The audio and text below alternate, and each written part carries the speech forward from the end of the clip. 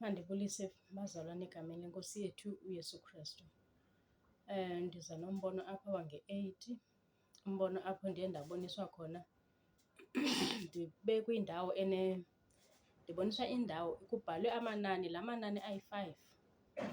Amanani la ayi-5 wathi lo mntu phofu ungumoya, wathi lo mntu ndiza kosula la manani, wawosula la manani asemacaleni, elokuqala nelokugqibela kula manani ayi-5.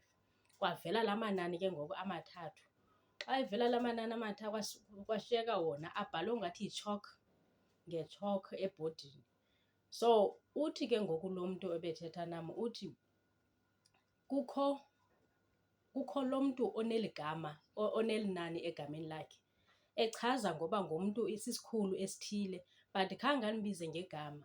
Ecaleni kwalela ntuka bekukho nezinye izinto ebezibhalwe ndingakhange ndiziqaphele but ziye zasitheliswa kum. Kwashiyeka ke ngoku ezi namba zintathu zisesiphakathini zingu-666. So ke ngoku ndaphaphama ke ngoku emveni koko ndathandaza ebusuku. Ndithe xa ndiphinda ndilala futhi ndizibona ndikwindawo andiyazi noba bendindawuni, njengokuba ndidla ngojonga esibhakabhakeni ndibone iinkwenkwezi nezihambayo. Ngoku uthi kum lo mntu, uthi ufuna ubona inkwenkwezi okanye andiyazi noba ibisekwanguye lowa, like ungumoya but ndiyaliva ilizwi, ndiyayazi uba ukhona ecaleni kwam. Uthi ufuna ubona inkwenkwezi okanye ufuna ubona amafu. Ndivuye ke mna ndikhumbule esaa sibhalo sithi amafu aluthulu lweenyawo zikataThixo. Ndithi ndifuna ubona amafu, nditsho ndilinganisa ke ngoku amafu xa ndiwabona mhlawumbi ingathi aphuma endaweni ethile avulele endaweni ethile, ephuma amane ebheka ngapha ebheka ngaphaya. So ke ngoku ndithi ndifuna ubona amafu. Ndiwabone ke ngoku la amafu asuka agcwala esibhakabhakeni. Phofu andiyazi ayingomafu as such, iba ngathi yingubo, ingubo endala, ubone i-umbrella uba yogquma kanjani. Ingathi yinto engathi yi-umbrella, yenze bo-umbrella apha esibhakabhakeni, yogqume ilizwe lonke. Kumnyama, not uba kumnyama apha emhlabeni, akumnyamanga apha emhlabeni but phaa phezulu kumnyama, ubumnyama obuphilayo, into othi xa uyibamba ingathi yinto onoyibamba, ingathi yinto ethick, yinto onoyibamba.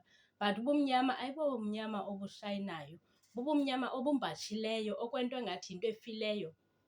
Andiyazi uba ndizayibeka kanjani kodwa bubumnyama obumbatshileyo uba ukulibone ilahle. Uba nikhe nilibone ilahle bazalwane xa selilidala, ilahle liye latsha laphinde layeka, livele limbatshe, yinto enjeya ukuyibona kwam. Kuba ndithe xa ndijonga yangathi ndiyasondezwa okanye yona iyasondezwa kum, ndaqaphela obaa bumnyama bunjeya. So ke ngoku ndise ndisothukile ndibona uba heyi iyesabeka le nto ilapha phezulu. Xa ndingajonganga ndijonge nje emhlabeni andiyiboni, but xa ndijonga phezulu ndiyibone le nto inkulu iyesabeka. So ke ngoku bazalwane ndithi mandize nale into. Liphinde laqhubekeka futhi ndaphinda ndashifta lowo umbono. Ngoku ndibona laa ndawo imnyama, phaa ndibone phaa eziphelweni sayo kukho ukukhanya okuphaya, iindawo ezikhanyayo endizibonayo zenziwe ngokungathi iminyango yegaraji, iba ngathi iminyango enjalo. So ivele kakhulu ke ngoku kuvele ukukhanya ukusuka ngaphandle. So ndibone lo mbono onjalo, ndaphinda futhi ndashifta, lo mbono washiftwa ndaphinda ndazibona sendilapha eyadini. Ngoku ndijonge ngapha ngase-west ndibona khona ilantuka, ndibona khona amafu, njengoba bendithe ndifuna ubona amafu. Amafu amhlophe, amenyezelayo, ashayinayo. Amafu ngongathi ubumhlophe bawo ingathi bunabo nobusilva obuthile obuhle. So ke ngoku ndibone lo mbono ke ngoku ngoxa sendiphaphamile njengoba ndiye ndathandaza ngala 666 bendimbona. Kubonakala ukuba iyinto eyongamileyo apha elizweni, yinto eyongame ilizwe lonke, yongamele ilizwe, igubungele ilizwe lonke. So ke ngoku njengokuba sikweli xesha siphila kulo, masilumkeni bazalwana, kwividiyo yam yokuqala ndibonise phaya apho ndithethe ngalaa ndawo apho bendiblindfoldiwe, abantu bazawubekwa like kuzawuziwa ngongathi yinto entle ukwamkela u-666, ibe ngathi yinto eluncedo. Kuba mna ndiye ndablindfoldwa phayana, andayazi ubana kwenzeke ntoni emveni koko ndothuka sendibona la manani abhalwe entla kwesandla sam. So iNkosi iyasiwonisha uba bantwana bam, lumkani, le into isele ikho, yilumkeleni ningayithathi kuba kuthe oyithathileyo ingqumbo kaThixo iwela phezu kwakhe, akayuphinda axolelwe noba ngaze axolelwe. Othe walithatha iphawu lerhamncwa, bazalwane masilungiseni iindlela zethu, siguqukeni.